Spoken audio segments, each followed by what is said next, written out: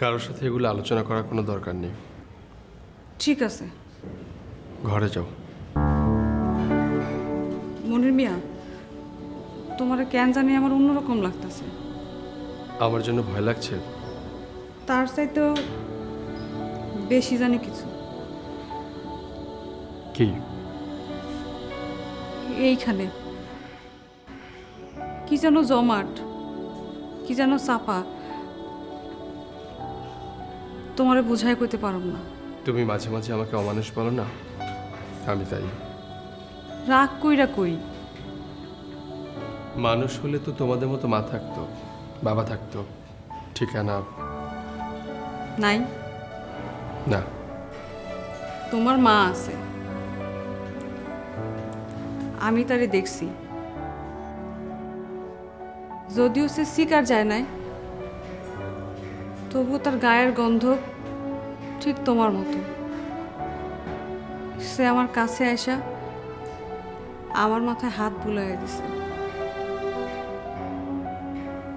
তখন আমি তার বাসনাটা পাইছি। আমি খুব ক্লান্ত মা, আমি যাই। একটু শরবত এনে দিই, ঠান্ডা। শরবত আর কি মিষ্টি, পানি আর কি ঠান্ডা,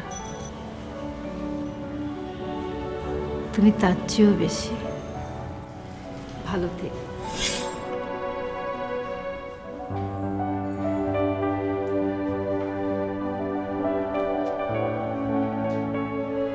তুমি অমানুষ না, তোমার সব আছে।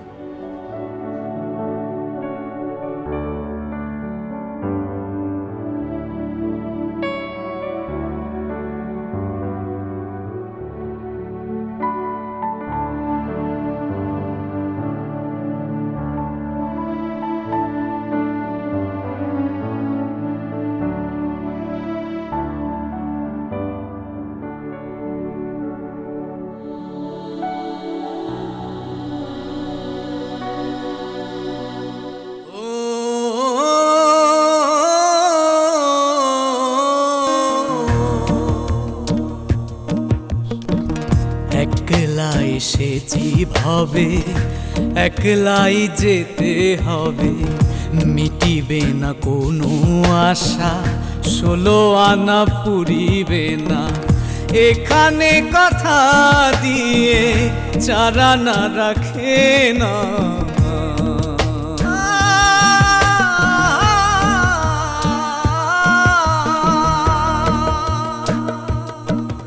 এ জীবন আটানা স্বপন, বেদনার বালু চরে হাঁটা।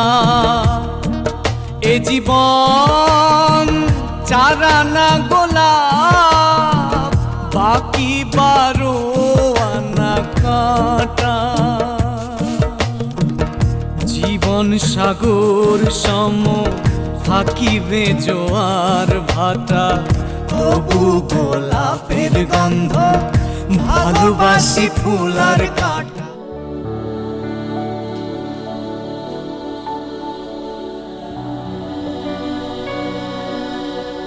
রাতে কোথায় ছিলে? বাইরে। পথে পথে ঘুরছিলে? ওটা কোথায়? কোনটা? কোনটা? পিস্তল? হ্যাঁ। ফেরত দিতে পারোনি?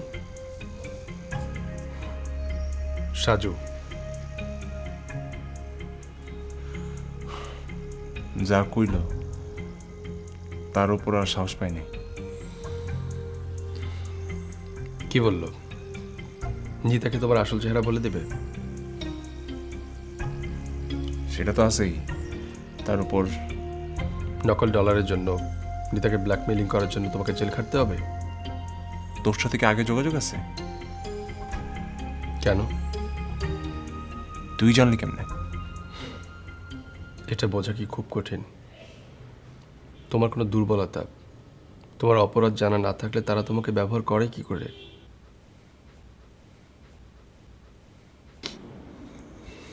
তোকে মানানো আর নিতাকে খুন করা কি এক কথা? প্রথমে কি বলেছিল? আমি যেন দাদির অফিসে চাকরি না পাই, নিতাকে দিয়ে বাধা দেয়া। হ্যাঁ, আর এখন যখন নিতা আমাকে চাকরি দিতে প্রস্তুত, তখন নিতাকে শেষ করা। হ্যাঁ। তুমি মনে করেছিলে ওদের চাওয়া শুধু আমি পর্যন্ত সীমাবদ্ধ থাকবে? হ্যাঁ, না সাজু, ওদের শেষ কথা যদি আমিই হতাম, তাহলে ওরা তোমাকে ওটা দিয়ে আমাকেই শেষ করতে বলতো। বলছিল। মানে? আমি রাজি হইনি।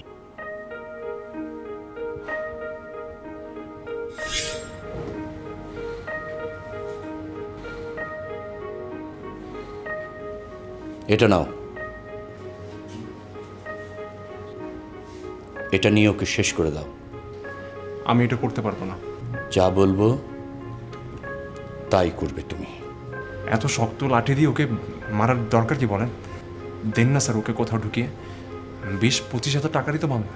আমি তো ভেবেছিলাম যে তোমার কোনো দুর্বলতা নেই, বাট ও তো তোমার বড় সড় দুর্বলতা। সাজু, হ্যাঁ, কি জানি বলছিলাম? আমাকে মারার জন্য ওরা তোমাকে বলেছিল, কিন্তু তুমি রাজি হওনি। আমি বলছিলাম অন্য যে কোনো কাজ দিতে। ভাবছিলাম তোরে মারা ছাড়া যে কোনো কাজ আমি করতে পারবো।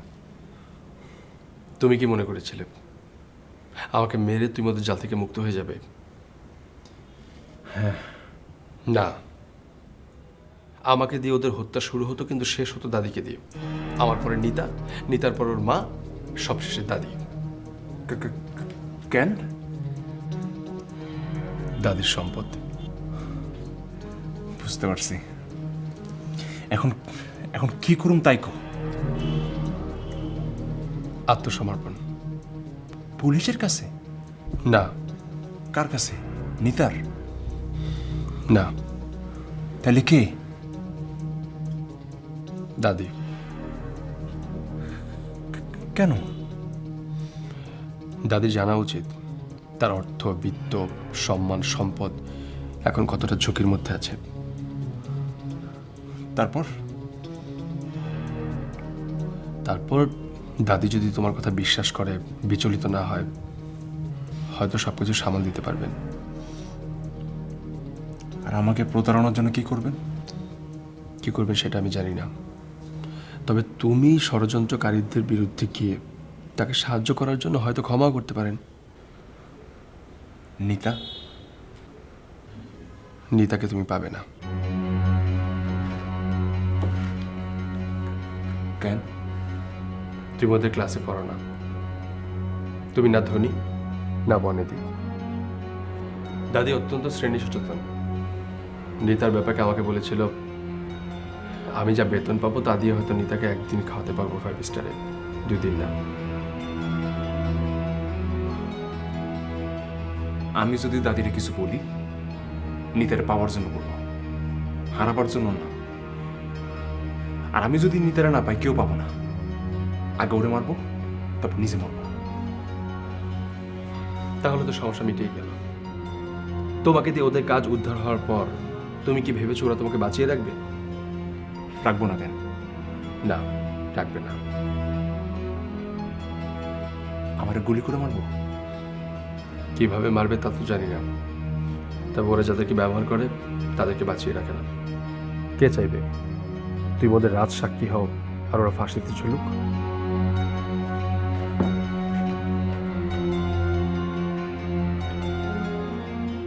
তাহলে দাদির কাছে যাও, কথা বলো। এছাড়া আমার মাথায় এখন আর কোনো বুদ্ধি এসছে না।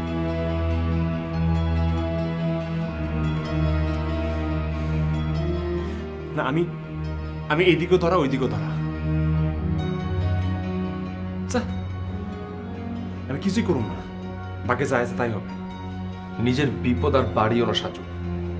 আমি চিন্তা ভাবনা করে কথাটা বলছি। নিতার জন্য যদি তুমি মরতে পারো, তাহলে একবার চেষ্টা করো ওকে বাঁচিয়ে রাখতে, নিজেকেও। দোস্ত, আমি যদি জাফরে মারি, ওকে একাই তোমার সঙ্গে যোগাযোগ করে? না, আরও আছে। কয়জনকে মারবে? ওদের বস কে চিনো? না, কিন্তু সে তোমাকে চেনে। চল তুই আর আমি পালাই। এই তো একটা ভালো বুদ্ধি। কি তুমি দাদিকে সব বলে শুধু নিজের দেশের বাইরে যাওয়ার ব্যবস্থা করে দিতে বলবে। ও, তুমি নিতাকে না পেলেও এটা পাবে, সেফ প্যাসেজ। আমার একটু ভাবতে দে। ভালো, ভাবিয়া করিও কাজ করিয়া। তুই আমার সাথে যাবি? না, একটু ভাইবা দেখ না। আমার সব ভাবনা শেষ। তুই, আমি আর সখা। মানে আমি আমি তোর আর বুড়ার সংসারে থাকুম। আমার তো আর লেখাপড়া বেশি নাই, আমি হমো তোকে বেবি সিটার। তোরা যে কটা বাচ্চা পারস নিবি। আমি একটারে শিয়ালের গল্প শোনামু, একটারে কাঁধে ঘুম পাড়ায় রাখুম, আর একটারে ঝিনুক দিয়ে দুধ খাওয়ামু। তোরা খালি আমার 2টা ভাত দিস। বলে আমাকে ছেড়ে দিয়েছে। মানে ও আমাকে ওই ভদ্রমহিলার কাছে গিয়ে সরি বলতে বলে। কোন ভদ্র মহিলা? ওই যে তোমার সঙ্গে যে ফোনে কথা বলে ঘরে এসেছিল। তোর মা? মায়ের মতো।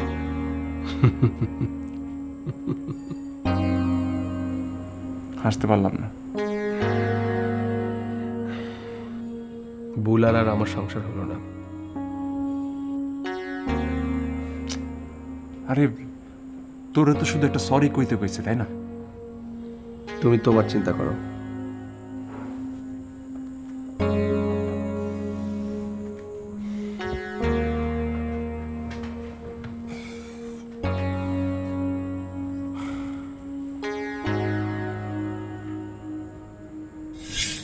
চলো আমরা দূরে কোথাও চলে যাই, বিদেশে। আমি বিদেশ যেতে চাই না।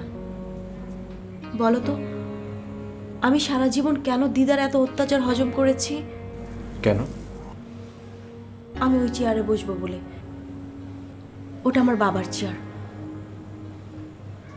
ওই চেয়ারের দাবি ছেড়ে আমি কোথাও যাব না।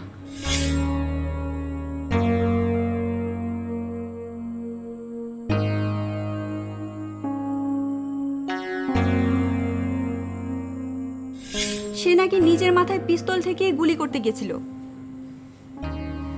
আমি ওকে কোনোদিন ক্ষমা করব না। কেন?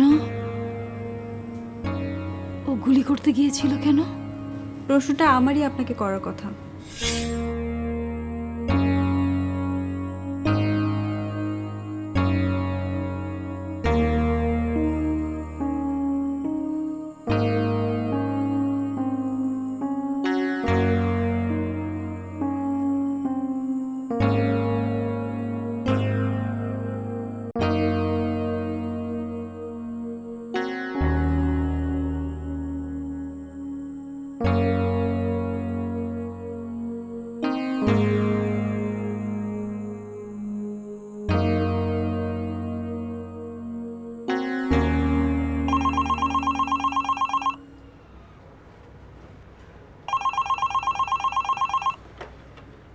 হ্যাঁ সিদ্দিক বলো।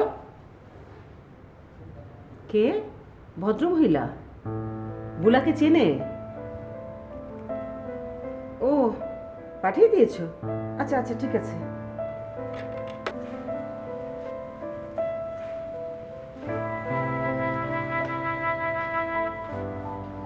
ও, ওয়ালাইকুম সালাম।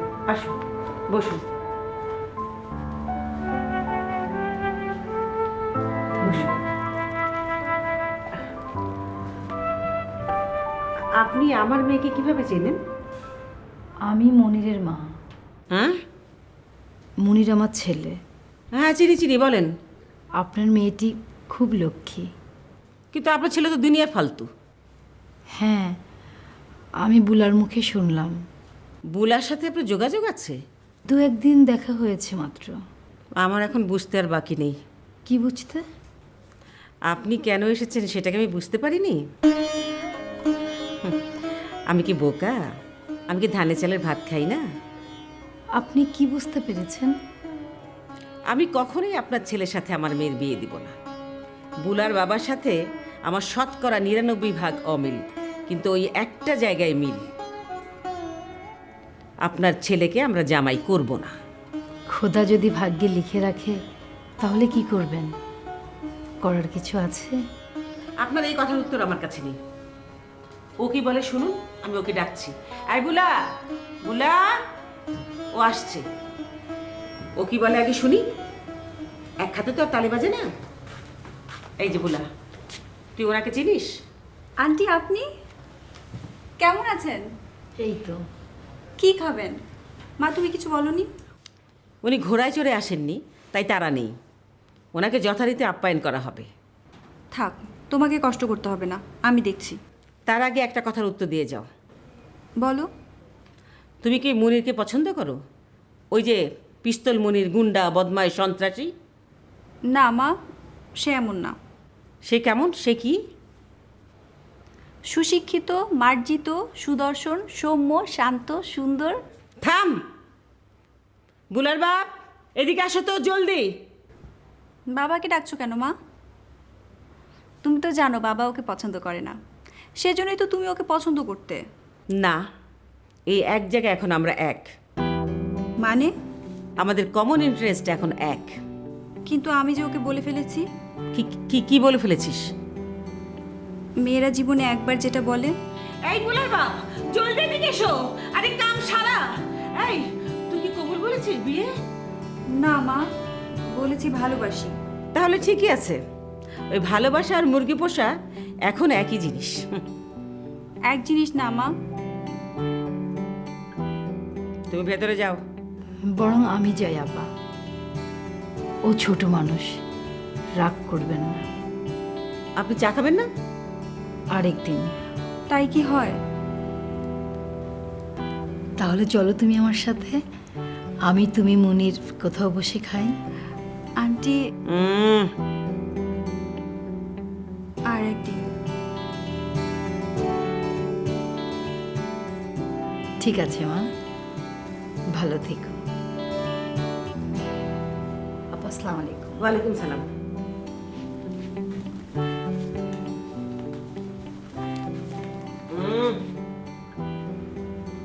থাক, তোমার আসতে হবে না।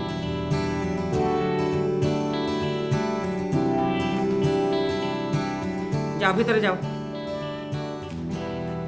আর তুমি শ্বশুর বাড়ি যাবে না, আমেরিকা যাবে। গেলে জামাই সাথে নিয়ে যাব। হ্যাঁ হ্যাঁ। এই বুলার বাপ, হাসান,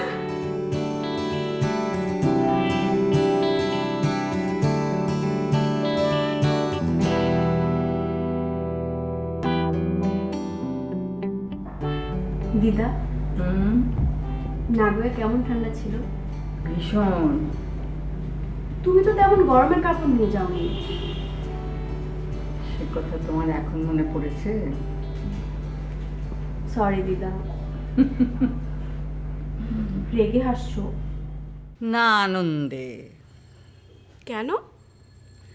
না, এই যে তুমি আমার কথা চিন্তা করেছো। করি না? করো। করি তো। শুনে ভালো লাগলো।